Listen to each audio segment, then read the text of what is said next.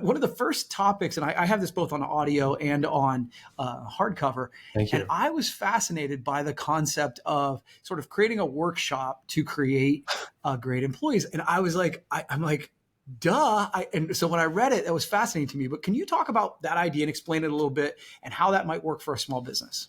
Yeah, so this concept of workshops reveals the most important ability or talent that people have that very few employers look for, and it's potential. Most of us look at experiential talent, like, what have you done in the past? And that is a good indicator of the future, albeit sometimes you hire someone that has experience and you have to untrain them and retrain them in your way. So it actually can be costly.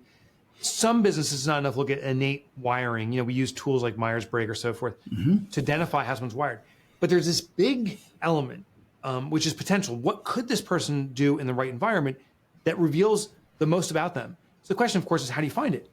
So I was like, how do you find potential? And there's a whole industry, a multi-billion, probably $1 trillion industry that does it so well, and it's the sports industry.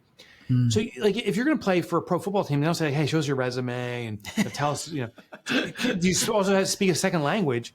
No, they say, let's get on the field and demonstrate what you have.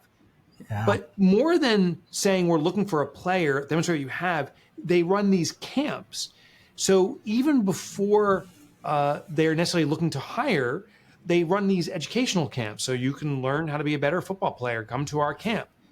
The coaches there are improving or helping everyone improve, but are also observing who's showing the most potential. So they get to cherry pick the folks. I'm like, my God, we can translate this to business.